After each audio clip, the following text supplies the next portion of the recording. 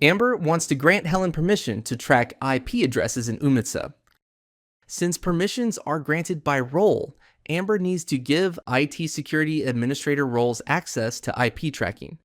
Once the role is updated, Helen and anyone else with that role will be able to see IP addresses when users log in.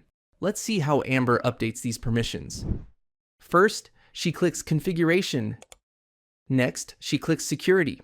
On the drop-down list, she selects Roles. She enters search criteria to find the IT Security Administrator role.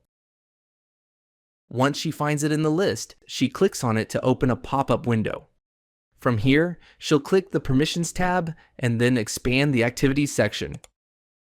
Now, she'll look for Display IP address and make sure that box is checked. After clicking Save, Helen will now have IP tracking permissions. Now that Helen can view IP addresses, she wants to track the activities of Mark Mann. She logs into her Oomnitza account and clicks on Activities. To remove the default search filters, Helen first clicks Clear. To target Mark's activities, she adds him to the users list under Filters. The date range is already set for the week she needs, but if not, she can change that too.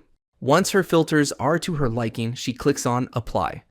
On the activity results, Helen can now view the IP addresses that Mark Mann logged in with. And if she were to download a report, the IP addresses would be visible on the report too. Helen sees that Mark has modified a handful of assets and wants to check what was modified in more detail. To do this, she clicks on one of the activities from the list. This brings her to the Asset Details. To review the changes that Mark has made, she uses the left panel to click History. She can now see that Mark changed the condition of the asset from good to fair.